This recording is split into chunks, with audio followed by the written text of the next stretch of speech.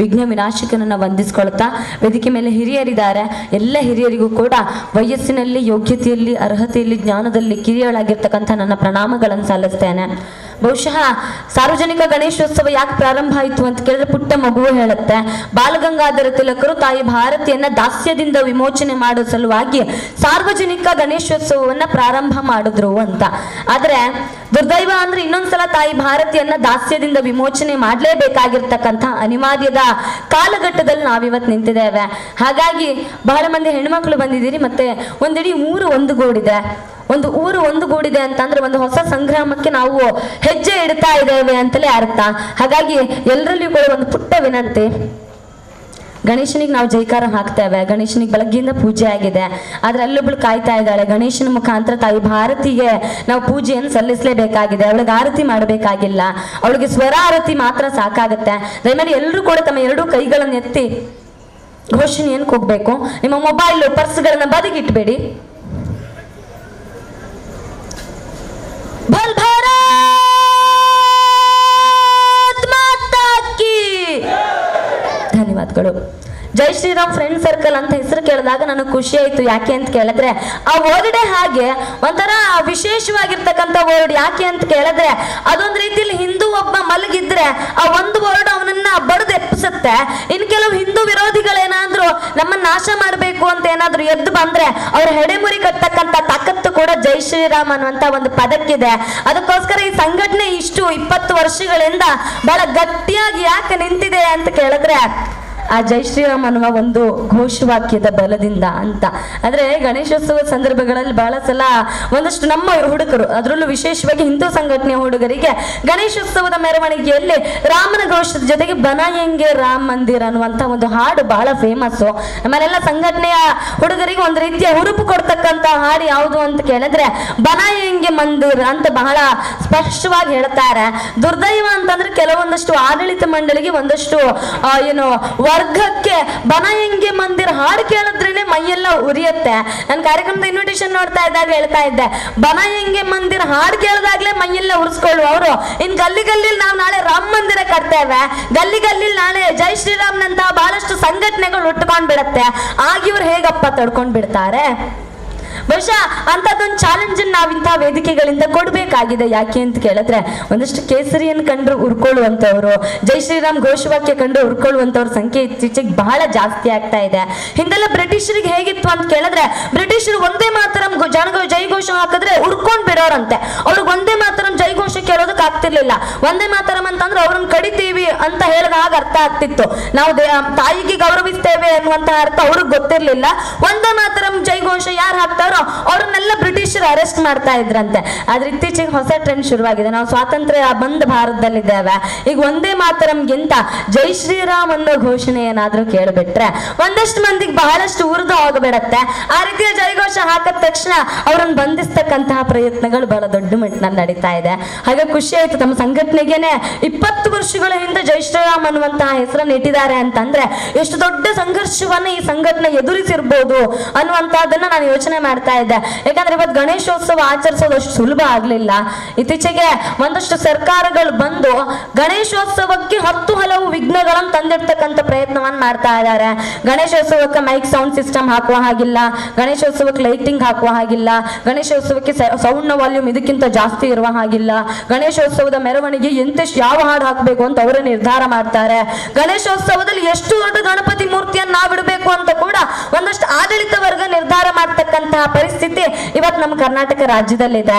ಬೆಂಗಳೂರಿನಲ್ಲೆಲ್ಲೋ ಪತ್ರಿಕೆನಲ್ಲಿ ಓದ್ಪಟ್ಟೆ, ಬೆಂಗಳೂರಿನಲ್ಲಿ 10 ಅಡಿಗಿಂತ ಜಾಸ್ತಿ ಗಣೇಶನನ್ನೇನಾದ್ರೂ ನೀವು ಕೂರಿಸ್ತೀರಿ ಅಂತಂದ್ರೆ 5,000 ರೂಪಾಯಿ ಮೊದಲೇ ಕಟ್ಟಬೇಕಂತೆ. ನಂಗೆ ಗೊತ್ತಿಲ್ಲ ಈ ಕಾರ್ಯಕ್ರಮ ಸಂಘಟಕರು ಪರ್ಮಿಷನ್ಗೆ ಎಷ್ಟು ಕಟ್ಟಿದ್ದಾರೆ ಅಂತ. ಆದ್ರೆ ಈ ರೀತಿಯಾದ ಒಂದು ಆಕ್ರಮಣ ಬಹಳ ದಿನಗಳು ನಡೀತಾ ಇದೆ. 10 ಅಡಿ ಗಣೇಶನ್ ಕೂರಿಸ್ತೀವೋ 5 ಅಡಿ ಗಣೇಶನ್ ಕೂರಿಸ್ತೀವೋ ಅದು ಪ್ರಶ್ನೆನೇ ಅಲ್ಲ. ಅದ್ ನಮ್ಮ ಆಸ್ತಿಕತೆ, ಅದ್ ನಮ್ ನಂಬಿಕೆ. ಆದ್ರೆ ಅದಕ್ಕೂ ನಾವು ದುಡ್ಡು ಕಟ್ಟಬೇಕಾಗಿರೋ ಪರಿಸ್ಥಿತಿ ಬಂದಿದ್ಯಲ್ಲ, ಅದು ನಮ್ ದುಡ್ಡೈವಾ? ಇವತ್ತು ಎಲ್ಲಿವರೆಗೆ ಪರಿಸ್ಥಿತಿಗಳು ಬಂದು ನಿಂತಿದೆ ಅಂತ ಕೇಳಿದ್ರೆ ಇವತ್ತು ಕೇವಲ ನಮ್ಮ ಪೂಜೆ ಪುನಸ್ಕಾರಗಳ ದೃಷ್ಟಿಯಲ್ಲಿ ಮಾತ್ರ ಅಲ್ಲ, ನಾವು ಬದುಕ್ತಿರ್ತಕ್ಕಂಥ ಹಾದಿ ಉದ್ದಕ್ಕೂ ಕೂಡ ಇಂತಹ ಬಹಳಷ್ಟು ಆರೋಪಗಳನ್ನ ಅಕ್ರಮಗಳನ್ನ ಮಾಡ್ತಕ್ಕಂಥ ಪ್ರಯತ್ನ ಬಂದಿದೆ. ನಾನು ಹತ್ರದ ಕೊಣಾಜಿನಲ್ಲಿ ಓದ್ದವಳು, ಕೊಣಾಜಿನಲ್ಲಿ 2 ವರ್ಷ ಓದಿದ್ದೆ.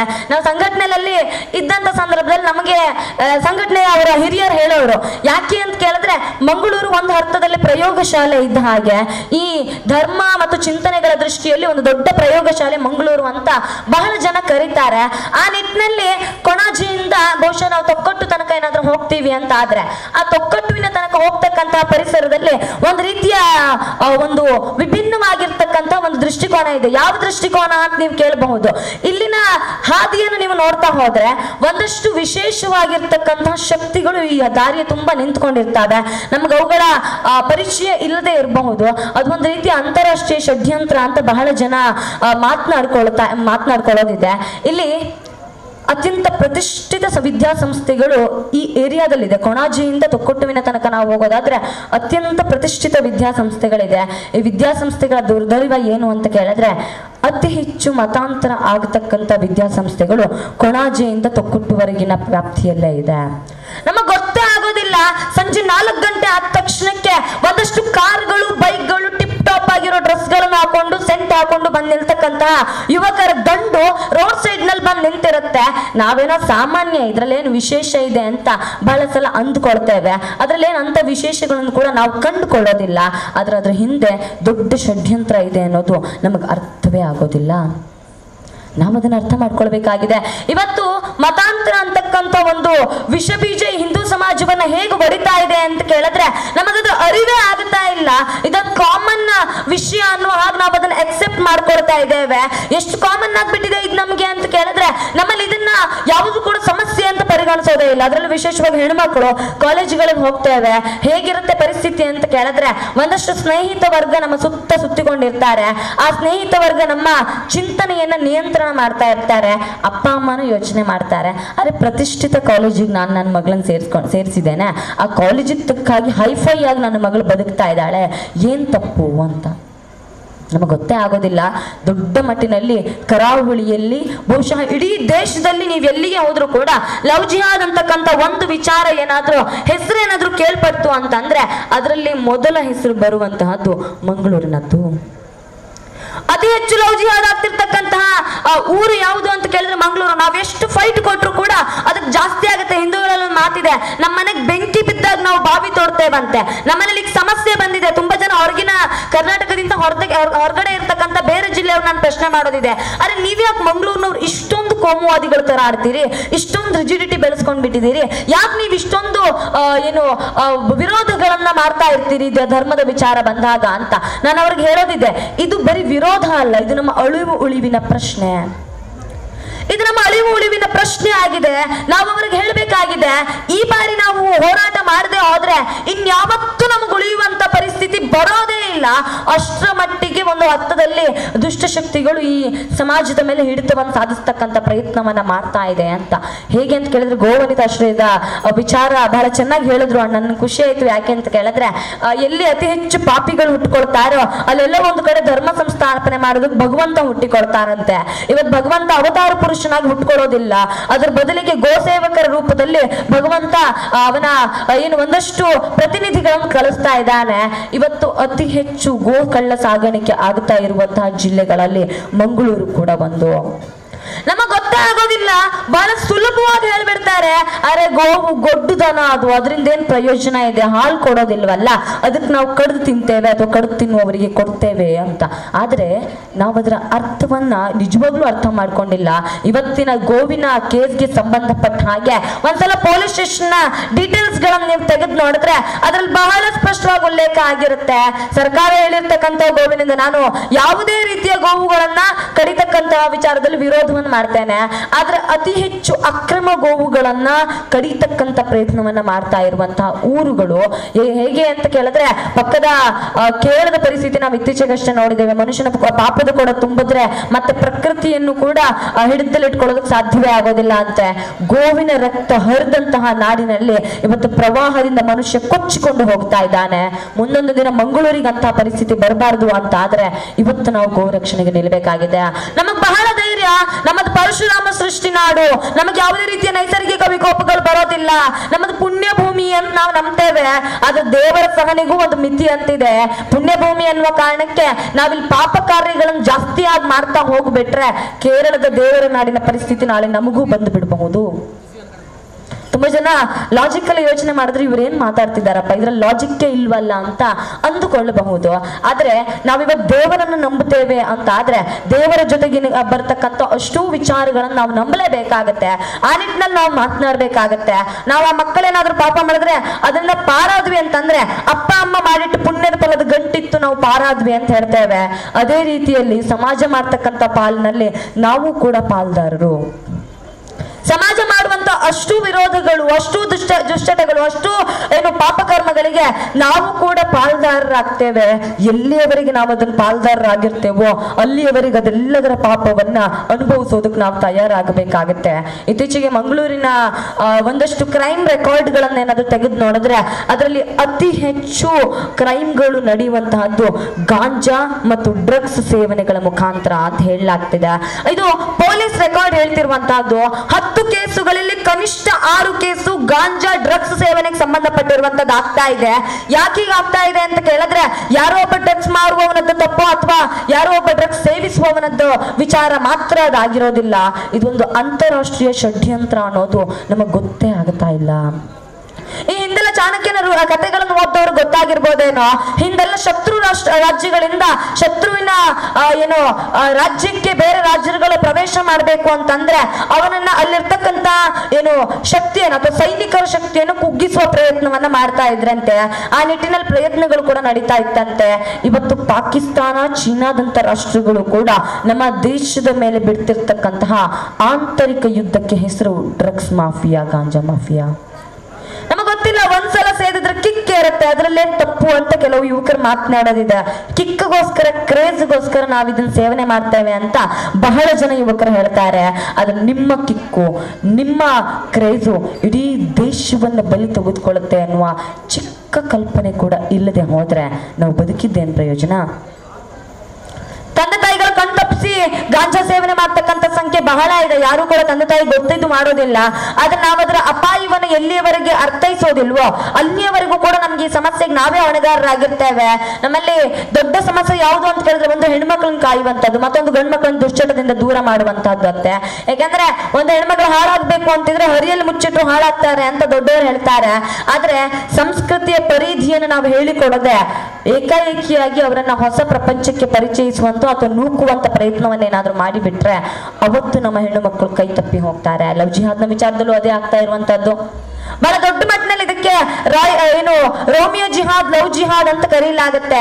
ಈ ಮತಾಂತರದ ಪ್ರಕ್ರಿಯೆ ಹೇಗಾಗುತ್ತೆ ಅಂತ ಕೇಳಿದ್ರೆ ಮೊದಲು ಹಿಂದೂ ಹೆಣ್ಣು ಮಕ್ಕಳನ್ನ ಟಾರ್ಗೆಟ್ ಮಾಡಿ ಅದ್ರಲ್ಲಿ ಬಹಳ ಸ್ಪಷ್ಟವಾಗಿ ಹೇಳಲಾಗುತ್ತೆ, ನಿಮ್ ಹಿಂದೂ ಯೋಚನೆಗಳು, ಧಾರ್ಮಿಕ ನಂಬಿಕೆಗಳು ಯಾವುದು ಕೂಡ ಅಷ್ಟು ಸರಿಯಾಗಿಲ್ಲ. ಆ ವಿಚಾರವನ್ನ ನಾವು ಹೇಳ್ಕೊಡ್ತೇವೆ. ನಮ್ ಧರ್ಮ ಬಹಳ ಶ್ರೇಷ್ಠ. ನಿಮ್ ಧರ್ಮದಲ್ಲಿ 33,000 ಕೋಟಿ ದೇವರುಗಳಿದ್ದಾರೆ, ಅವರನ್ನೆಲ್ಲ ನಿಮಗ್ ಪೂಜೆ ಮಾಡೋದಕ್ಕೆ ಸಾಧ್ಯ ಆಗೋದಿಲ್ಲ. ನಮ್ಮಲ್ಲಿ ಒಂದೇ ದೇವರಿರೋದು, ಬಹಳ ಬೇಗ ಒಲ್ದು ಬಿಡ್ತಾನೆ. ಈ ರೀತಿಯ ಸುಳ್ಳು ಪೊಳ್ಳು ವಿಚಾರಗಳನ್ನ ನಮ್ಮ ಮಕ್ಕಳ ತಲೆಯೊಳಗೆ ತುಂಬತಕ್ಕಂತ ಪ್ರಯತ್ನವನ್ನ ಬಹಳ ವರ್ಷದಿಂದ ಒಂದಷ್ಟು ಗುಂಪುಗಳು ಮಾಡ್ಕೊಂಡು ಬರ್ತಾ ಇದೆ. ಆ ಗುಂಪುಗಳ ಷಡ್ಯಂತ್ರಕ್ಕೆ ಇವತ್ತು ನಮ್ಮ ಮಕ್ಕಳು ಬಲಿಯಾಗ್ತಿದ್ದಾರೆ. ದೊಡ್ಡವರು ಏನ್ ಗೊತ್ತೇನೋ, ನಮ್ಮ ತಂದೆ ತಾಯಿ ಯಾವ್ದಾದ್ರು ಒಬ್ಬ ಹೆಣ್ಮಗಳು ಲವ್ ಮಾಡಿ ಓಡ್ ಹೋದ್ಲು ಅಂತಂದ್ರೆ ನನ್ನ ಮಗಳು ಸತ್ತು ಹೋದ್ಲು ಅಂತ ತಲೆ ಮೇಲೆ ನೀರ್ ಸುರ್ಕೊಂಡು ಅವರ ಆ ಶ್ರಾದ್ದ ಕ್ರಿಯೆಯನ್ನು ಮಾಡಿ ಮುಗಿಸ್ಬಿಡ್ತಾರೆ. ಆದ್ರೆ ಹೋಗಿರ್ತಕ್ಕಂತ ಮಗಳು ನಾಳೆ ದೇಶಕ್ಕೆ ಮಾರಕ ಆಗ್ತಾರೆ ಅನ್ನುವ ಚಿಕ್ಕ ಪರಿಕಲ್ಪನೆ ಕೂಡ ಆ ತಂದೆ ತಾಯಿಗಿರೋದಿಲ್ಲ. ತುಂಬಾ ಸಲ ಸಂಘಟನೆಯ ಹುಡುಗರ ಹತ್ರ ಕೇಳಿ ನೋಡಿ, ಅವ್ರು ಮಾತನಾಡ್ತಾ ಹೇಳ್ತಾರೆ, ಅವ್ರೇನಾದ್ರೂ ಒಂದು ಹೆಣ್ಮಗಳು ಲವ್ ಜಿಹಾದ್ನ ಹಾದಿಯಲ್ಲಿ ಇದ್ದಾಳೆ ಅಂತಂದ್ರೆ ಮೊದಲು ತಂದೆ ತಾಯಿಗೆ ತಲುಪಿಸ್ತಕ್ಕಂಥ ಪ್ರಯತ್ನವನ್ನ ಮಾಡ್ತಾರೆ. ಹಾಗೆ ತಂದೆ ತಾಯಿಗೆ ವಿಚಾರವನ್ನ ತಿಳಿಸುವಂತ ಪ್ರಯತ್ನವನ್ನ ಮಾಡುವ ಸಂಘಟನೆ ಕಾರ್ಯಕರ್ತರಿಗೆ ಮೊದಲು ಅಡ್ಡಿ ಬರುವಂತದ್ದು ಏನು ಅಂತ ಕೇಳಿದ್ರೆ ಮೊದಲು ತಂದೆ ತಾಯಿ ಕೇಳ್ತಾರೆ, ನಿನಗೆ ಯಾಕಿದಲ್ಲ ಉಸಾಬಾರಿ, ನನ್ನ ಮಗಳಲ್ವಾ, ನಾನು ನೋಡ್ಕೊಳ್ತೇನೆ ಅಂತ. ತುಂಬಾ ಜನ ನಮ್ಮನ್ನು ಪ್ರಶ್ನೆ ಮಾಡೋದಿದೆ, ಯಾರನ್ನ ಲವ್ ಮಾಡಿದ್ರೆ ನಿಮಗೇನು ಕಷ್ಟ, ನೀವ್ಯಾಕೆ ಇದ್ರ ಬಗ್ಗೆ ಅಷ್ಟೊಂದು ಯೋಚನೆ ಮಾಡ್ತೀರಿ ಅಂತ. ಅದವ್ರಿಗೆ ಸ್ಪಷ್ಟವಾಗಿ ಹೇಳ್ಬೇಕಾಗಿದೆ, ಯಾರೋ ಒಬ್ರು ಯಾವುದೋ ಒಬ್ಬ ಅನ್ಯ ಧರ್ಮೀಯನನ್ನ ಲವ್ ಮಾಡಿ ಮದುವೆ ಆಗಿ ಹೋದ್ರೆ ನಮಗೇನು ಆಕ್ಷೇಪಣೆ ಇಲ್ಲ. ಯಾಕೆ ಅಂತ ಕೇಳಿದ್ರೆ ಪ್ರೀತಿಗೆ ಅತಿ ಹೆಚ್ಚು ಮೌಲ್ಯವನ್ನ ಕೊಡ್ತಕ್ಕಂಥ ಧರ್ಮ ಇದ್ರೆ ಅದು ಈ ಜಗತ್ತಿನಲ್ಲಿ ಹಿಂದೂ ಧರ್ಮ ಮಾತ್ರ ಬಿಟ್ಟು ಬೇರೆ ಯಾರು ಕೊಡೋದಿಲ್ಲ. ನಾವು ರಾಧಾಕೃಷ್ಣರ ಪ್ರೇಮವನ್ನ ಬಹಳ ಹೆಮ್ಮೆಯಿಂದ ಗೌರವಿಸ್ತೇವೆ. ನಾವು ಸೀತಾರಾಮರ ಪ್ರೇಮವನ್ನ ಬಹಳ ಹೆಮ್ಮೆಯಿಂದ ಗೌರವಿಸ್ತೇವೆ. ನಾವು 14 ಜನ ಹೆಂಡತಿಯರನ್ನ ಕೊಂದು 15 ಅವಳನ್ನ ಮದುವೆ ಆಗಿ ಅವಳು ಸತ್ತ ಮೇಲೆ ಅವಳ ಗೋರಿಯನ್ನ ಕಟ್ಟಿದ ಮೇಲೆ ಅವಳ ಗೋರ್ಮೆಯನ್ನ ಪ್ರೇಮದ ಕುರು ಅಂತ ಆರಾಧನೆ ಮಾಡುವವರಲ್ಲ. ಅದ್ರ ಬದಲಿಗೆ ನಮಗೆ ನಿಜವಾದ ಪ್ರೇಮದ ಕುರು ಯಾವುದು ಅಂತ ಕೇಳಿದ್ರೆ ತನ್ನ ಹೆಂಡತಿಯನ್ನ ಕದ್ದೊಯ್ದಂತ ರಾವಣನನ್ನ ಸಂಹಾರ ಮಾಡೋದಕ್ಕೋಸ್ಕರ ಕಪಿ ಸೈನ್ಯವನ್ನ ಕಟ್ಟಿಕೊಂಡು ಲಂಕೆಗೆ ಏನು ಸೇತುವೆಯನ್ನ ಕಟ್ಟಿರ್ತಕ್ಕಂತಹ ರಾಮ ಸೇತು ನಿಜವಾದ ಪ್ರೇಮದ ಗುರುತು ಅಂತ ಆರಾಧನೆ ಮಾಡ್ತಕ್ಕಂತಹ ಧರ್ಮ ನಮ್ಮದು. ಹಾಗಿರ್ಬೇಕಾದ್ರೆ ನಾವು ಪ್ರೇಮಕ್ಕೆ ವಿರೋಧ ಮಾಡೋದಿಲ್ಲ. ಆದ್ರೆ ಪ್ರೇಮದ ಹೆಸರಿನಲ್ಲಿ ರಾಷ್ಟ್ರವನ್ನ ಒಡಿತಕ್ಕಂತಹ ಈ ದೇಶದ ವಿರುದ್ಧ ಸಂಚನ್ನ ಮಾಡ್ತಕ್ಕಂತ ಈ ದೇಶದ ವಿರುದ್ಧ ಭಯೋತ್ಪಾದಕನೆಯತೆಯನ್ನ ಹರಡ್ತಕ್ಕಂತಹ ವಿರೋಧಿ ಶಕ್ತಿಗಳ ವಿರೋಧ ನಾವು. ಯಾರಾದ್ರೂ ಒಬ್ಬ ಹೆಣ್ಮಗಳು ಅನ್ಯ ಧರ್ಮೀಯನನ್ನ ಪ್ರೀತಿ ಮಾಡ್ತಾ ಇದ್ದಾಳೆ ಅಂತಂದ್ರೆ ಯೋಚನೆ ಮಾಡಿ, ಕಂಡೋರ್ ಮನೆ ಹೆಣ್ಮಕ್ಳು ಓಡ್ ಹೋದ್ರು ಅಂತ ನಾವು ಮಾತನಾಡಬಾರ್ದು. ಬದಲಿಗೆ ಓಡೋದ ಹೆಣ್ಮಕ್ಳು ನಾಳೆ ಬಾಂಬ್ ಕಟ್ಟಿಕೊಂಡು ನಮ್ಮದೇ ಊರು, ನಮ್ಮದೇ ಜಾತ್ರೆ, ನಮ್ಮದೇ ದೇವಸ್ಥಾನಗಳಿಗೆ ಬಾಂಬ್ ಹಾಕುವಂತಹ ಮಾನವ ಬಾಂಬರಾಗಿ ಬರಬಹುದು ಅನ್ನುವಂತಹ ದೂರಾಲೋಚನೆ ಕೂಡ ನಮಗಿರ್ಬೇಕಾಗತ್ತೆ. ಯಾಕಂದ್ರೆ ಬಹಳ ದೂರದ ಘಟನೆ ಏನಿಲ್ಲ, ಇಲ್ಲಿಂದ ಕೆಲವೇ ಕಿಲೋಮೀಟರ್ ದೂರದಲ್ಲಿರ್ತಕ್ಕಂಥ ತೊಕ್ಕೊಟ್ಟು ನಮಗ್ ಬಹಳ ಚೆನ್ನಾಗಿದೆ. ಉಳ್ಳಾಲ ತೊಕ್ಕೊಟ್ಟು ಭಾಗ ನಮಗ್ ಬಹಳ ಚೆನ್ನಾಗಿ ಗೊತ್ತು. ನಾನು ಪೋಸ್ಟ್ ಗ್ರಾಜುಯೇಷನ್ ಮಾಡ್ತಿದ್ದಂತ ಸಂದರ್ಭ ಕೊಣಾಜಿನಲ್ಲಿ ಆಗೊಂದು ದೊಡ್ಡ ಘಟನೆ ಆಯ್ತು. ಇಡೀ ದೇಶದಾದ್ಯಂತ ಬಹಳ ದೊಡ್ಡ ಸುದ್ದಿ ಆಗಿರ್ತಕ್ಕಂಥ ಘಟನೆ ಅದು. ಆಶಾ ಅಲಿಯಾಸ್ ಆಯೇಷಾ ಅನ್ನುವ 3 ಮಕ್ಕಳನ್ನು ಹೊತ್ತಿರ್ತಕ್ಕಂಥ 7 ತಿಂಗಳ ಗರ್ಭಿಣಿ ಹೆಣ್ಣು ಮಗಳೊಬ್ಬಳು ಹವಾಲಾ ಹಗರಣದಲ್ಲಿ ಸಿಲುಕಿ ಬೀಳ್ತಾಳೆ. NIA ದೇಶದ ಅತ್ಯಂತ ಉನ್ನತ ತನಿಖಾ ಸಂಸ್ಥೆ ಹುಡುಕಿಕೊಂಡು ಇಲ್ಲಿನ ಪಕ್ಕದ ತೊಕ್ಕೊಟ್ಟಿಗೆ ಬರುತ್ತೆ.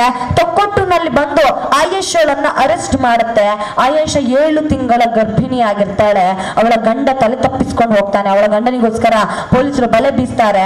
ಆದ್ರೆ ಆಯೇಷಳ ಹೆಸರಿನ ಅಕೌಂಟ್ಗಳಲ್ಲಿ ಕೋಟ್ಯಾಂತರ ರೂಪಾಯಿ ಹವಾಲಾ ಹಗರಣಗಳು ಟ್ರಾನ್ಸ್ಫರ್ ಆಗಿದ್ವು. ಯಾರಿಗೆ ಅಂತ ಕೇಳಿದ್ರೆ ಉಗ್ರಗಾಮಿ ಸಂಘಟನೆಗಳಿಗೆ. ಈ ಆಯೇಷಾ ಯಾರು ಅಂತ ಕೇಳಿ ನೋಡಿ, ಒಂದಷ್ಟು ರೆಕಾರ್ಡ್ಸ್ ಗಳನ್ನ ನೀವು ಸರ್ಚ್ ಮಾಡ್ತಾ ಹೋದ್ರೆ ಸಂಘಟನೆಗಳು ಆಯೇಷನ ಬೆನ್ನ ಹತ್ತದ್ವು. ಆಯೇಷನ ಪೂರ್ವ ಪರವನ್ನ ತಿಳಿಯುವ ಪ್ರಯತ್ನ ಮಾಡಿದಾಗ ಮಡಿಕೇರಿಯಲ್ಲಿ ಬೀಡಿ ಕಟ್ಟಿದ್ದಂತಹ ಆಶಾ ಅನ್ನುವ ಹೆಣ್ಣು ಮಗನನ್ನ ಒಬ್ಬ ಬೀಡಿ ಚಕ್ಕರೊಬ್ಬ ಪ್ರೀತಿಸಿ ಮದುವೆಯಾಗಿ ಮತಾಂತರ ಮಾಡಿ ತೊಕ್ಕೊಟ್ಟಿಗೆ ಕರೆದುಕೊಂಡು ಬಂದು ಇಲ್ಲಿ 3 ಮಕ್ಕಳು ಮಾಡಿದ ನಂತರ 4ನೇ ಮಗುವನ್ನ ಗರ್ಭದಲ್ಲಿ ಇಟ್ಟುಕೊಂಡ ಸಂದರ್ಭದಲ್ಲಿ ಅವಳ ಕೈಯಿಂದ ಹವಾಲಾ ಹಗರಣವನ್ನ ಮಾಡಿಸ್ತಾನೆ. ಹವಾಲಾ ಹಣದ ದಂಧೆಯಲ್ಲಿ ಸಿಕ್ಕಿಬಿದ್ದ ಆಯೇಷಾ ಇವತ್ತಿಗೂ ಕೂಡ ತನ್ನ ಬದುಕನ್ನು ಕಳೆದುಕೊಂಡಿದ್ದಾಳೆ. ನಾವು ಹೇಳಬೇಕಾಗಿದೆ, ಒಬ್ಬ ಹೆಣ್ಣುಮಗಳು ಬರೀ ಪ್ರೀತಿಯ ಬಲೆಗೆ ಬಿದ್ದು ಮೋಸ ಹೋಗೋದಿಲ್ಲ, ಇಡೀ ದೇಶವನ್ನ ಭಯೋತ್ಪಾದಕರ ಕೈಗೆ ಕೊಟ್ಟು ಹೋಗ್ತಾಳೆ ಅನ್ನೋದನ್ನ ನಾವು ಅರ್ಥ ಮಾಡ್ಕೊಳ್ಬೇಕಾಗಿದೆ. ನಮ್ಮ ತಂದೆ ತಾಯಿಗಳು ಬಹಳ ಲಿಬರಲ್ಗಳಾಗಿದ್ದಾರೆ ಇತ್ತೀಚೆಗೆ. ಹೇಗೆ ಲಿಬರಲ್ಗಳು ಅಂತಂದ್ರೆ, ಮಗಳು ಹೋಗ್ತಾಳೆ ಮುಸಲ್ಮಾನ ಹೆಣ್ಮಗಳ ಜೊತೆ ಹೋದ್ರೇನು ಅಂತದ್ದೇನು ತಪ್ಪಾಗೋದಿಲ್ಲ, ಅವರಿಬ್ರು ಹೆಣ್ಮಕ್ಳಲ್ವಾ, ಫ್ರೆಂಡ್ಸ್ ಗಳಲ್ವಾ, ಅಂತದ್ರಲ್ಲಿ ಏನ್ ತಪ್ಪಿಲ್ಲ ಅಂತ ತುಂಬಾ ಜನ ಮಾತಾಡ್ಕೊಳ್ಳೋದಿದೆ. ಆದ್ರೆ ನೀವು ಮಂಗಳೂರಿನ ಸ್ಟೇಟ್ ಬ್ಯಾಂಕ್ ನ ಮಾರ್ಕೆಟ್ ಗಳಲ್ಲಿ ಬೆಳಗ್ಗೆ ಹೋಗಿ ನೋಡಿ, ಅಲ್ಲಿ ಮಾರ್ಕೆಟ್ ಗಳಲ್ಲಿ ಮೂಟೆ ಹೊರುವಂತಹ ಯುವಕ ಸಂಜೆ 4-5 ಗಂಟೆ ಆದ್ರೆ ಅದೇ ಮಸಿಯಾಗಿರ್ತಕ್ಕಂಥ ಕೊಳೆಯಾಗಿರ್ತಕ್ಕಂಥ ಬಟ್ಟೆಯನ್ನ ತೆಗೆದು ಟಿಪ್ ಟಾಪ್ ಡ್ರೆಸ್ ಮಾಡ್ಕೊಂಡು ಸೆಂಟ್ ಹಾಕೊಂಡು ಇಲ್ಲಿಯ ಸಮೀಪದ ತೊಕ್ಕೊಟ್ಟು ಅಥವಾ ದೇವಳಕಟ್ಟೆ ಇನ್ಸ್ಟಿಟ್ಯೂಟ್ ನ ಎದುರುಗಡೆ ಬಂದು ಕಾರಲ್ಲೂ ಬೈಕಲ್ಲೂ ಪಾಶ್ ಆಗಿ ಬಂದು ಕೂತಿರ್ತಾನೆ. ಪಾಪ ಹೆಣ್ಮಗಳು ಗೊತ್ತಿಲ್ಲ, ಅವನ ಹತ್ರ ಕಾರ್ ಇದೆ, ಬೈಕ್ ಇದೆ, ನನ್ನ ಲೈಫ್ ಸೆಟ್ಲ್ ಆಗುತ್ತೆ ಅನ್ನುವಂತ ಯೋಚನೆಯನ್ನಿಟ್ಟುಕೊಂಡು ಅವನ್ ತರಕಾರಿ ಮಾರೋನೋ ಮೀನ್ ಮಾರೋನೋ ಗೊತ್ತಿರೋದಿಲ್ಲ, ಅವನ್ ಹಿಂದೆ ಹೊರಟು ಬಿಡ್ತಾಳೆ.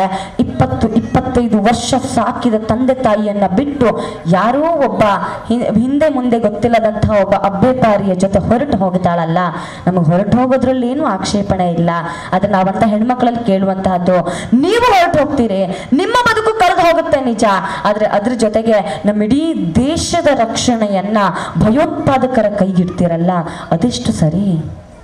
ನಾವು ಪ್ರಶ್ನೆ ಮಾಡ್ಬೇಕಾಗಿದೆ. ಇವತ್ತು ಬುದ್ಧಿಜೀವಿಗಳು ಬಹಳ ಚೆನ್ನಾಗಿ ಮಾತನಾಡ್ತಾರೆ, ಅಯ್ಯೋ ಪ್ರೇಮ ವಿವಾಹ ತಪ್ಪಲ್ಲ, ಪ್ರೇಮಿಸೋದು ತಪ್ಪಲ್ಲ, ಅನ್ಯ ಧರ್ಮೀಯರ ಮದುವೆಗಳು ತಪ್ಪಲ್ಲ ಅಂತ, ಅನ್ಯ ಧರ್ಮೀಯರ ಮದುವೆ ತಪ್ಪಲ್ಲ ಅಂತ ಮಾನವ ಸರಪಳಿ ಮಾಡಿ ಮದುವೆ ಮಾಡಿ ಅವಳ ಮದುವೆನಲ್ಲಿ ಬಿರಿಯಾನಿ ತಿಂದು ಹೋಗ್ತಕ್ಕಂಥ ಬುದ್ಧಿಜೀವಿಗಳನ್ನ ಏನಾದ್ರು ಕೇಳಿ ನೋಡಿ, ನಿನ್ನ ಮಗಳನ್ನ ಮುಸಲ್ಮಾನಕ್ಕೆ ಕೊಟ್ಟು ಮದುವೆ ಮಾಡ್ತೀಯಾ ಅಂತ ಯಾವೊಬ್ಬನು ತಯಾರಿರೋದಿಲ್ಲ.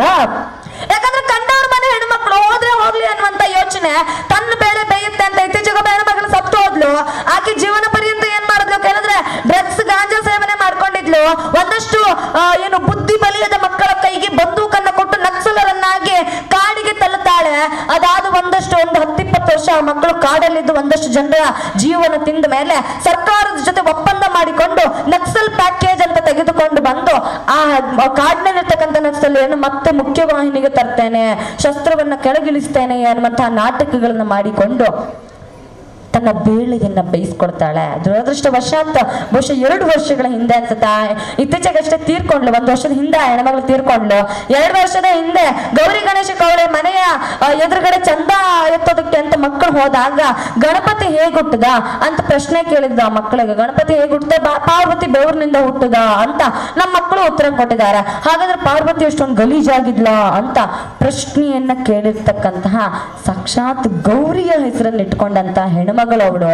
ಇವತ್ತು ನಮ್ಮ ಧರ್ಮಕ್ಕೆ ಯಾರು ಶತ್ರುಗಳು ಅಂತ ಕೇಳಿದ್ರೆ ಅನ್ಯ ಧರ್ಮೀಯರಲ್ಲ, ನಮ್ಮ ದೈವ ದೇವರುಗಳ ಹೆಸರನ್ನಿಟ್ಟುಕೊಂಡು ನಮ್ಮದೇ ಆಚಾರ ವಿಚಾರಗಳ ಬಗ್ಗೆ ಪ್ರಶ್ನೆಯನ್ನು ಕೇಳ್ತಿರ್ತಕ್ಕಂತಹ ಒಂದಷ್ಟು ಏನು ಬೌದ್ಧಿಕ ಟೆರರಿಸ್ಟ್ಗಳಿದ್ದಾರಲ್ಲ. ಇತ್ತೀಚೆಗೆಲ್ಲ ಅವ್ರು ಬೌದ್ಧಿಕ ಟೆರರಿಸ್ಟ್ಗಳು ಅಂತ ನಾವು ಕರಿತಿದ್ವಿ, ಅವರೆಲ್ಲ ಇತ್ತೀಚೆಗೆ ಬೋರ್ಡ್ ನೇ ತಗೊಳ್ಳೋದಕ್ಕೆ ಶುರು ಮಾಡಿದ್ದಾರೆ, ನಾವೆಲ್ಲ ಅರ್ಬನ್ ನಕ್ಸಲೈಟ್ಗಳು ಅಂತ.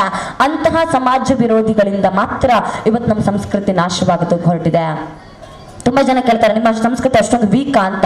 ಅದು 1000 ವರ್ಷಗಳಿಂದ ನಮ್ಮ ಸಂಸ್ಕೃತಿಯ ಮೇಲೆ ಆಕ್ರಮಣವನ್ನು ಮಾಡಲಾಗಿದೆ, 1000 ವರ್ಷಗಳಿಂದ ನಮ್ಮ ಮೇಲೆ ದಬ್ಬಾಳಿಕೆಯನ್ನು ಮಾಡಲಾಗಿದೆ, 100 ಲಕ್ಷಾಂತರ ದೇವಸ್ಥಾನಗಳನ್ನು ಸರ್ವನಾಶ ಮಾಡಲಾಗಿದೆ. ಆದ್ರೆ ಅಷ್ಟಾಗಿಯೂ ಕೂಡ ಆ ಎಲ್ಲ ದಬ್ಬಾಳಿಕೆಗಳ ನಡುವೆಯೂ ಕೂಡ ಹಿಂದೂ ಧರ್ಮ ಬಹಳ ಸುಭದ್ರವಾಗಿ ಇವತ್ತಿಗೂ ನೆಲೆಯೂರಿದೆ. ಆದ್ರೆ ನಮಗೆ ಸಮಸ್ಯೆ ಎಲ್ಲಿಂದ ಬರುತ್ತೆ ಅಂತ ಕೇಳಿದ್ರೆ ನಮ್ಮ ನಡುವಲ್ಲಿರ್ತಕ್ಕಂಥವರೇ ನಮ್ಮನ್ನ ಪ್ರಶ್ನೆ ಮಾಡಿದಾಗ ಆ ಪ್ರಶ್ನೆಗೆ ಉತ್ತರ ಕೊಡ್ತಕ್ಕಂಥ ಏನು ಪರಿಸ್ಥಿತಿ ನಮ್ಮ ಹತ್ರ ಕೂಡ ಇರೋದಿಲ್ಲ. ಅಷ್ಟು ಚೆನ್ನಾಗಿ ಅಷ್ಟು ನೀಟಾಗಿ ಪ್ರಶ್ನೆಗಳನ್ನ ಕೇಳ್ತಕ್ಕಂಥ ಪ್ರಯತ್ನವನ್ನ ಮಾಡ್ತಾರೆ. ಹೇಗಿರುತ್ತೆ ಇವ್ರ ಪ್ರಶ್ನೆ ಅಂತ ಕೇಳಿದ್ರೆ, ನಾವು ಯಾವ್ದಾರ ಒಂದು ಶುಭ ಕಾರ್ಯಕ್ಕೆ ಹೊರಡ್ಬೇಕು ಅಂದ್ರೆ ಒಂದು ಗಣಪತಿಯನ್ನು ಪೂಜೆ ಮಾಡ್ತೇವೆ, ಮತ್ತೊಂದು ದೀಪ ಹಚ್ತೇವೆ, ಮತ್ತೆ ಶುಭ ಕಾರ್ಯಕ್ಕೆ ಗೋವನ್ನ ಪೂಜೆ ಮಾಡಿ ಹೋಗ್ತೇವೆ. ನಾವ್ ಇವತ್ತಿಗೂ ಕೂಡ ಗೋವನ್ನ ತಾಯಿ ಅಂತ ಭಾವಿಸ್ತೇವೆ. ಜಗತ್ತಿನಲ್ಲಿ ಒಂದು ಪ್ರಾಣಿಯಲ್ಲಿ ತಾಯಿಯನ್ನ ಕಾಣ್ತಕ್ಕಂಥ ಧರ್ಮ ಇದ್ರೆ ಅದು ನಮ್ಮ ಸನಾತನ ಹಿಂದೂ ಧರ್ಮ ಮಾತ್ರ.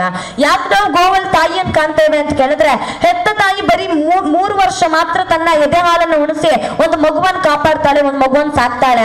ಅದ್ರ ಜೀವನ ಪರ್ಯಂತ ನಮ್ಮ ಇಡೀ ಕುಟುಂಬಕ್ಕೆ ಹಾಲು ಉಣಿಸಿ ನಮ್ಮ ಇಡೀ ಕುಟುಂಬವನ್ನ ಸಾಕ್ತಕ್ಕಂತ ರಕ್ಷಣೆ ಮಾಡ್ತಕ್ಕಂತ ತಾಕತ್ತಿರೋದು ಗೋವಿಗೆ ಮಾತ್ರ. ಹಾಗಾಗಿ ನಾವು ಅವನಿಗೆ ಗೋಮಾತೆ ಅಂತ ಕರಿತೇವೆ. ತನ್ನ ಒಡಲಲ್ಲಿರುವಂತಹ ರಕ್ತವನ್ನ ಬಸಿದು ಹಾಲಾಗಿ ಕೊಟ್ಟು ಇಡೀ ಮನುಕುಲವನ್ನ ಬೆಳಗ್ತಿರ್ತಕ್ಕಂಥ ಶಕ್ತಿ ಗೋಮಾತೆ. ಅಂತ ಗೋವನ್ನ ನಾವು ತಾಯಿ ಅಂತ ಕರೆದ್ರೆ ಒಂದಷ್ಟು ಬುದ್ಧಿಜೀವಿಗಳು ಏನ್ ಕೇಳ್ತಾರೆ ಗೊತ್ತೇನು, ಅರೆ ಗೋ ತಾಯಿ ಆದ್ರೆ ನಿಮ್ ತಂದೆ ಯಾರು ಹೋರಿನ ಅಂತ ಪ್ರಶ್ನೆ ಮಾಡ್ತಾರೆ. ಇಂತಹದೊಂದಷ್ಟು ಲಬ್ಧಿಜೀವಿಗಳು ಅಂತ ನಾವು ಕರಿತೇವೆ. ಬೌದ್ಧಿಕ ದಾರಿದ್ರ್ಯವನ್ನು ಹೊಂದಿರತಕ್ಕಂಥ ವ್ಯಕ್ತಿಗಳ ನಡುವೆ ನಾವು ಬದುಕ್ತಾ ಇದ್ದೇವೆ. ಮತ್ತೆ ಅವರನ್ನ ಮೆಟ್ಟಿ ನಿಲ್ಲಲೇಬೇಕಾದಂತ ಅನಿವಾರ್ಯತೆ ಇದೆ. ನಿಲ್ಲದೆ ಹೋದ್ರೆ ನಾಳೆ ಇವತ್ತು ನಾವು ಸಾರ್ವಜನಿಕ ಗಣೇಶೋತ್ಸವ ಮಾಡ್ತಾ ಇದ್ದೇವೆ, ನಾಳೆ ನಮ್ಮ ಮಕ್ಕಳು ಸಾರ್ವಜನಿಕ ಗಣೇಶೋತ್ಸವ ಮಾಡಬೇಕು ಅಂತಂದ್ರೆ ಅದಕ್ಕೆ ಇನ್ನೊಂದಷ್ಟು ಪರ್ಮಿಷನ್ಗಳ ಸಂಖ್ಯೆ ಜಾಸ್ತಿ ಆಗ್ಬೋದು, ಇನ್ನೊಂದಷ್ಟು ರಿಸ್ಟ್ರಿಕ್ಷನ್ಸ್ಗಳ ಸಂಖ್ಯೆ ಜಾಸ್ತಿ ಆಗ್ಬೋದು. ನಮ್ಮಲ್ಲಿ ದೇಶದಲ್ಲಿ ಯಾರ ಹಬ್ಬಕ್ಕೂ ಇಲ್ಲದೆ ಇರ್ತಕ್ಕಂಥ ನಿರ್ಬಂಧಗಳು ಹಿಂದೂಗಳ ಹಬ್ಬಕ್ಕಿದೆ. ಹಿಂದೂಗಳ ಹೋಳಿ ಆಚರಿಸಿದ್ರೆ ಮಾತ್ರ ಇವರಿಗೆ ಪರಿಸರ ಮಾಲಿನ್ಯ ಆಗುತ್ತೆ, ಹಿಂದೂಗಳು ಗಣಪತಿ ಕೂರಿಸಿದ್ರೆ ಮಾತ್ರ ಇವರಿಗೆ ಪರಿಸರ ಮಾಲಿನ್ಯ ಆಗುತ್ತೆ, ಹಿಂದೂಗಳು ದೀಪಾವಳಿಯಲ್ಲಿ ಪಟಾಕಿ ಹೊರಿಸಿದ್ರೆ ಮಾತ್ರ ಏನು ಪರಿಸರ ಮಾಲಿನ್ಯ ಆಗುತ್ತೆ. ನಾವು ಪ್ರಶ್ನೆ ಮಾಡಬೇಕಾಗಿದೆ, ಗಣಪತಿಯನ್ನ ನಾವು ವರ್ಷಕ್ಕೊಮ್ಮೆ ಆರಾಧನೆ ಮಾಡಿ ವಿಸರ್ಜನೆ ಮಾಡೋದಕ್ಕೆ ನಿಮ್ಮ ಹತ್ರ ಪರ್ಮಿಷನ್ ತಗೊಳ್ತೇವೆ, ನಿಜ ಸರಿ ಒಪ್ಪಿಕೊಡ್ತೇನೆ. ಆದ್ರೆ ಸಾಮೂಹಿಕವಾಗಿ ಕೆಲವರ ಹಬ್ಬದಲ್ಲಿ ಕುರಿಗಳನ್ನ ಕಡಿತಕ್ಕಂತಹ ಮತ್ತು ಕುರಿಗಳ ರಕ್ತವನ್ನ ನಮ್ಮ ನದಿ ನೀರುಗಳಿಗೆ ಸೇರಿಸ್ತಕ್ಕಂಥ ಪ್ರಯತ್ನವನ್ನ ಮಾಡ್ತಾ ಇದ್ದಾರಲ್ಲ, ಅದಕ್ಕೆ ಯಾವತ್ತಾದ್ರೂ ಪರ್ಮಿಷನ್ ಕೇಳಿದೀರಾ? ನಮ್ಮೆಲ್ಲ ಸೌಂಡ್ ಸಿಸ್ಟಮ್ ಹಾಕ್ಬೇಕು ಅಂದ್ರೆ ಈ ಕಾರ್ಯಕ್ರಮ ಸಂಘಟಕರ ಹತ್ರ ಕೇಳಿ ನೋಡಿ. ಗಣೇಶೋತ್ಸವಕ್ಕೆ ಸೌಂಡ್ ಸಿಸ್ಟಮ್ ಹಾಕ್ಬೇಕು ಅಂತಂದ್ರೆ ಆಡಳಿತ ವರ್ಗದಿಂದ ಪರ್ಮಿಷನ್ ಕೇಳಬೇಕು. ಆದ್ರೆ ಪ್ರತಿನಿತ್ಯ 5 ಸಲ ಸೌಂಡ್ ಗಳನ್ನ ಹಾಕಿಕೊಂಡು ಬೊಬ್ಬೆ ಹಾಕ್ತಾರೆ, ಅವ್ರು ಯಾವ ಪರ್ಮಿಷನ್ ಗಳಿಗೂ ಅಗತ್ಯ ಇರೋದಿಲ್ಲ ಅವರಿಗೆ. ಆ ರೀತಿಯ ತಾಲಿಬಾನಿ ಸಂಸ್ಕೃತಿಗಳ ನಡುವೆ ನಾವಿದ್ದೇವೆ. ಇಲ್ಲಿ ಹೋರಾಡಲೇಬೇಕಾದಂತ ಅನಿವಾರ್ಯತೆ ಇದೆ. ಯಾವ ಹೋರಾಟ ಕೇಳಿದ್ರೆ ಇದು ನಮ್ಮ ಅಳಿವು ಉಳಿವಿನ ಹೋರಾಟ. ಎಲ್ಲಿಯವರೆಗೆ ಈ ಅಳಿವಿನ ಉಳಿವಿನ ಹೋರಾಟ ನಡೀತಾ ಇರುತ್ತೆ ಅಂತ ಕೇಳಿದ್ರೆ ಈ ದೇಶದಲ್ಲಿ ಹುಟ್ಟಿರ್ತಕ್ಕಂಥ ದುಷ್ಟ ಶಕ್ತಿಗಳನ್ನ ಸಂಹಾರ ಮಾಡೋದಷ್ಟೇ ಅಲ್ಲ, ಅವರಿಂದ ಮತ್ತೊಬ್ಬ ದುಷ್ಟ ಶಕ್ತಿ ಹುಟ್ಟಿಕೊಳ್ಳಲಾಗದಷ್ಟು ಬದಲಾವಣೆಯನ್ನ ತರುವುದರ ಮುಖಾಂತರ ಖುಷಿ ಆಗುತ್ತೆ. ಯಾಕೆ ಅಂತ ಕೇಳಿದ್ರೆ ಎಷ್ಟೇ ಪ್ರಭಾವವನ್ನು ನಮ್ಮ ಸಂಸ್ಕೃತಿ ಮೇಲೆ ಇವರು ಹೇರಿದ್ರು ಕೂಡ ಕಾರ್ಯಕ್ರಮಕ್ಕೆ ದೊಡ್ಡ ಸಂಖ್ಯೆಯಲ್ಲಿ ಹೆಣ್ಮಕ್ಳು ಬಂದಿದ್ದಾರೆ. ಗಂಟೆ ಸುಮಾರು 8 ಆಯ್ತು ಅಂತ ಅಂದುಕೊಳ್ತೇನೆ, ಗೊತ್ತಿಲ್ಲ. 8 ಗಂಟೆ ಅಗ್ನಿ ಸಾಕ್ಷಿನೋ ಅಕ್ಕನೋ ಧಾರಾವಾಹಿ ಪ್ರಾರಂಭ ಆಗುವ ಸಮಯ ಇದು. ತಮ್ಮ ಧಾರಾವಾಹಿಗಳನ್ನು ಬದಿಗಿಟ್ಟು ಹೆಣ್ಮಕ್ಳು ಇವತ್ತು ಧಾರ್ಮಿಕ ಆಚರಣೆಗಳಿಗೆ ಬಂದಿದ್ದಾರೆ. ಒಂದು ಹಂತದ ಪರಿವರ್ತನೆ ಖಂಡಿತ ಆಗುತ್ತಾ ಇದೆ. ಆ ಪರಿಸ್ಥಿತಿಯನ್ನು ಉಳಿಸ್ಕೊಂಡು ಹೋಗ್ಬೇಕಾದ ಅನಿವಾರ್ಯತೆ ನಮ್ಮಲ್ಲಿ ಇವತ್ತಿದೆ. ಬರೀ ಹೆಣ್ಮಕ್ಳಿಗೆ ಅಷ್ಟೇ ಹೇಳ್ತಿಲ್ಲ, IPL ಮ್ಯಾಚ್ ಬಂದ್ರೆ ಗಂಡ್ ಮಕ್ಳ ಕಥೆಯನ್ನು ಇಷ್ಟೇನೆ ಬಿಟ್ಟರೆ ಬೇರೆ ಏನು ವಿಶೇಷತೆ ಇಲ್ಲ. ಅದು ನಮ್ಮ ಮನರಂಜನೆಯನ್ನ ನಮ್ಮ ವೈಯಕ್ತಿಕ ಬದ್ಧತೆಯನ್ನ ಬದಿಗಿಟ್ಟು ನಾವು ಯಾವಾಗ ಧರ್ಮದ ಕಾರ್ಯಕ್ಕೆ ಇಳಿತೇವೋ, ಯಾವಾಗ ನಮ್ಮ ಬದುಕನ್ನ ಧಾರ್ಮಿಕತೆಯ ಬದ್ಧತೆಯನ್ನಾಗಿ ತೋರಿಸ್ತೇವೋ ಅವತ್ತಷ್ಟೇ ನಮ್ಮ ಇಡೀ ಬದುಕು ಮತ್ತು ನಮ್ಮ ಇಡೀ ದೇಶ ಉಳಿಯೋದಕ್ಕೆ ಸಾಧ್ಯ ಆಗುತ್ತೆ. ನಾವಿವತ್ತು ಅದನ್ನ ಹೇಳಬೇಕಾಗಿದೆ. ನಮ್ಮ ಮಕ್ಕಳನ್ನು ಕೂರಿಸ್ಕೊಂಡು ಹೇಳ್ಬೇಕಾದಂತ ಅಗತ್ಯತೆ ಇವತ್ತಿದೆ. ನಮ್ಮ ಮಕ್ಕಳು ಇವತ್ತು ದೇವರ ಹೆಸರನ್ನು ಕೇಳೋದಿಲ್ಲ, ನಂಬೋದಿಲ್ಲ, ದೈವದ ಹೆಸರನ್ನು ನಂಬೋದಿಲ್ಲ. ಪುಣ್ಯಕ್ಕೆ ನಮ್ಮ ಪರಶುರಾಮ ಸೃಷ್ಟಿ, ನಮ್ಮಲ್ಲಿ ದೈವಗಳ ಪ್ರಭಾವ ಬಹಳ ಇರೋದ್ರಿಂದ ಒಂದ್ ಸ್ವಲ್ಪ ಭಯ ಆದ್ರೂ ಇದೆ. ದೇವ್ರ ಮೇಲೆ ಭಯಕ್ಕಿಂತ ಜಾಸ್ತಿ ಭಕ್ತಿ ಇರ್ಬೇಕಂತೆ. ದೇವರಲ್ಲಿ ಯಾಕೆ ಭಯ ಹುಟ್ಟಿಸ್ತಾರೆ ಅಂತ ಕೇಳಿದ್ರೆ ಆ ಭಕ್ತಿಯ ಮೌಲ್ಯ ಕಡಿಮೆ ಆಗಬಾರ್ದು ಅನ್ನುವ ಕಾರಣಕ್ಕೆ ಭಯವನ್ನು ಹುಟ್ಟಿಸ್ತಾರಂತೆ. ಆದ್ರೆ ಈ ಭಯ ಗುರು ಹಿರಿಯಗಳ ನಡುವೆ ಕೂಡ ಇರಬೇಕು. ಗಣೇಶೋತ್ಸವವನ್ನು ಯಾಕೆ ಆಚರಣೆ ಮಾಡಬೇಕು ಅಂತ ಕೇಳುವಾಗೆಲ್ಲ ನಮ್ಮ ಗಣೇಶೋತ್ಸವದ ಮೌಲ್ಯ ಅರ್ಥ ಆಗಬೇಕು. ಗಣೇಶ ಯಾರು ಅಂತ ನಮ್ಮ ಮಕ್ಕಳು ಕೇಳಿದ್ರೆ, ನೋಡು, ಈ ಜಗತ್ತಿನಲ್ಲಿ ಮೊದಲ ಪೂಜೆಗೆ ಅರ್ಹನಾಗಿರುವಂತಹ ಏಕೈಕ ದೇವರು, 33 ಕೋಟಿ ದೇವರುಗಳು ನಮಗಿದ್ದಾರೆ. ಅಷ್ಟು ದೇವರುಗಳಲ್ಲಿ ಮೊದಲ ಪೂಜೆಗೆ ಅರ್ಹನಾಗಿರ್ತಕ್ಕಂಥ ದೇವರಿದ್ರೆ ಅದು ಗಣಪತಿ ಮಾತ್ರ. ಯಾಕೆ ಮೊದಲ ಪೂಜೆ ಅವನಿಗೆ ಅಂತ ಪ್ರಶ್ನೆ ಮಾಡಿದಾಗ ನಮಗೆಲ್ಲ ಕತೆ ಗೊತ್ತು. ಕಥೆಯ ಮೌಲ್ಯವನ್ನು ಕೂಡ ನಾವು ಮಕ್ಕಳಿಗೆ ಹೇಳ್ಬೇಕಾಗತ್ತೆ. ಎಲ್ಲಿ ಒಬ್ಬ ಮಗು ತನ್ನ ತಂದೆ ತಾಯಿಯೇ ನನಗೆ ಪ್ರಪಂಚ, ತಂದೆ ತಾಯಿ ಬಿಟ್ಟು ಬೇರೆ ಯಾವ ಪ್ರಪಂಚವೂ ನನಗೆ ದೊಡ್ಡದಲ್ಲ ಅನ್ನುವಂತ ನಿರ್ಧಾರವನ್ನು ಮಾಡುತ್ತೋ, ಯಾವ ಮಗು ತನ್ನ ತಂದೆ ತಾಯಿಗಳನ್ನೇ ತನ್ನ ಬದುಕಿನ ಅತ್ಯಂತ ಉನ್ನತ ಶ್ರೇಷ್ಠವಾಗಿರ್ತಕ್ಕಂಥ ಆಸ್ತಿ ಅಂತ ಪರಿಗಣಿಸುತ್ತೋ, ಆ ಮಗುವಿಗೆ ಈ ಜಗತ್ತಿನಲ್ಲಿ ಮೊದಲ ಪೂಜೆ ಸಲ್ಲಿಕೆ ಆಗತ್ತೆ. ಗಣಪತಿ ಆ ಸಂದೇಶವನ್ನ ಜಗತ್ತಿಗೆ ಸಾರಿರ್ತಕ್ಕಂಥ ದೇವರು. ತಂದೆ ತಾಯಿಗಳು ನಮ್ಮ ಪ್ರಪಂಚ ಅನ್ನೋದನ್ನ ಮಕ್ಕಳಿಗೆ ಅರ್ಥೈಸಬೇಕು ಅಂತಂದ್ರೆ ಇಂತಹ ಗಣೇಶೋತ್ಸವಗಳು ವಿಜೃಂಭಣೆಯಿಂದ ಮತ್ತು ಅತಿ ಹೆಚ್ಚಿನ ಸಂಖ್ಯೆಯಲ್ಲಿ ನಡಿಬೇಕು. ಯಾವಾಗೆಲ್ಲ ಗಣೇಶೋತ್ಸವಗಳ ಸಂಖ್ಯೆ ಜಾಸ್ತಿ ಆಗುತ್ತೋ ಬರ್ದಿಟ್ಕೊಂಡು ಬೇಡಿ, ಆವಾಗೆಲ್ಲ ನಮ್ಮ ಊರುಗಳಲ್ಲಿ ವೃದ್ಧಾಶ್ರಮಗಳ ಸಂಖ್ಯೆ ಕೂಡ ಜಾಸ್ತಿ ಆಗತ್ತೆ. ಆ ನಿಟ್ಟಿನಲ್ಲಿ ಸಾಮಾಜಿಕ ಬದ್ಧತೆಯನ್ನು ಮತ್ತು ಸಾಮಾಜಿಕವಾಗಿ ಹಿಂದೂಗಳನ್ನ ಸಂಘಟನಾತ್ಮಕವಾಗಿ ಒಂದುಗೂಡಿಸ್ತಕ್ಕಂಥ ಪ್ರಯತ್ನವನ್ನ ನಾವು ಇಂತಹ ಧಾರ್ಮಿಕ ಕಾರ್ಯಕ್ರಮಗಳ ಮುಖಾಂತರ ಮಾಡಬೇಕಾಗಿದೆ. ಗೊತ್ತಿಲ್ಲ, ಗಣೇಶೋತ್ಸವದ ವೇದಿಕೆಯಲ್ಲಿ ಹಿಂದೂ ಧರ್ಮದ ಬಗ್ಗೆ ಅಥವಾ ಹಿಂದೂ ಸಂಘಟನೆಗಳ ಬಗ್ಗೆ ಎಷ್ಟು ಮಾತನಾಡಬಹುದು ಅಂತ ತುಂಬಾ ಜನ ಪ್ರಶ್ನೆ ಕೇಳ್ತಾರೆ. ಆದ್ರೆ ನಮ್ಗೆ ಗೊಂದಲ ಎಲ್ಲ ಆಗುತ್ತೆ ಅಂತ ಕೇಳಿದ್ರೆ ಇಂಥ ಕಾರ್ಯಕ್ರಮಗಳಿಗೆ ಮಾತ್ರ ನಮ್ಮಲ್ಲಿ ಹೆಣ್ಮಕ್ಳು ಜಾಸ್ತಿ ಸಂಖ್ಯೆನಲ್ಲಿ ಬರ್ತಾರೆ. ಹಾಗಾಗಿ ಇದನ್ನ ಹೇಳ್ಬೇಕಾದಂತ ಅನಿವಾರ್ಯತೆ ನಮಗೂ ಕೂಡ ಬಂದು ಬಿಡುತ್ತೆ. ಯಾವಾಗ ಹಿಂದೂ ಸಮಾಜ ಒಗ್ಗಟ್ಟಾಗುತ್ತೋ, ಯಾವಾಗ ಹಿಂದೂ ಸಮಾಜ ಸಂಘಟನಾತ್ಮಕವಾಗಿ ಒಂದು ಶಕ್ತಿಯಾಗಿ ಬದಲಾವಣೆ ಆಗುತ್ತೋ, ಆಗಷ್ಟೇ ಈ ದೇಶವನ್ನ ಸಂರಕ್ಷಿಸ್ತಕ್ಕಂಥ ಒಂದು ಭದ್ರಕೋಟೆಯನ್ನ ನಾವು ಸ್ಥಾಪನೆ ಮಾಡೋದಕ್ಕೆ ಸಾಧ್ಯ ಆಗುತ್ತೆ. ಛತ್ರಪತಿ ಶಿವಾಜಿ ಮಹಾರಾಜರು ಕೂಡ ಗಣೇಶೋತ್ಸವವನ್ನ ಹಿಂದೂಗಳನ್ನು ಒಗ್ಗೂಡಿಸುವ ಕಾರಣಕ್ಕಾಗಿಯೇ ಮಾಡಿದ್ರು. ಇವತ್ತಿಗೆ ಮತ್ತೊಮ್ಮೆ ಹಿಂದೂಗಳು ಒಗ್ಗೂಡಬೇಕಾಗಿದೆ. ಮತಾಂತರದ ವಿರುದ್ಧ, ಗೋಹತ್ಯೆಯ ವಿರುದ್ಧ ಅಥವಾ ನಮ್ಮ ಯುವ ಪೀಳಿಗೆಗಳನ್ನು ಸಂರಕ್ಷಣೆ ಮಾಡಿಕೊಳ್ತಕ್ಕಂತಹ ಅಗತ್ಯತೆಯ ಸಲುವಾಗಿ ನಾವು ಇವತ್ತು ಸಂಘಟನೆಯನ್ನು ಗಟ್ಟಿಗೊಳಿಸಬೇಕಾಗಿದೆ. ಆ ನಿಟ್ಟಿನಲ್ಲಿ ಎಲ್ಲರೂ ಕೂಡ ಪ್ರಯತ್ನವನ್ನ ಮಾಡಲಿ. ಇಂತಹ ಕಾರ್ಯಕ್ರಮಗಳ ಸಂಖ್ಯೆ ಜಾಸ್ತಿ ಆಗ್ಲಿ, ಇದರಿಂದ ಪರಿವರ್ತನೆ ಆಗ್ತಾ ಇರ್ತಕ್ಕಂಥವರ ಸಂಖ್ಯೆ ಕೂಡ ಜಾಸ್ತಿ ಆಗ್ಲಿ ಅಂತ ಆ ರೈತ ನನ್ನ 2 ಮಾತುಗಳಿಗೆ ಪೂರ್ಣ ವಿರಾಮವನ್ನ ಇಡ್ತೀನಿ.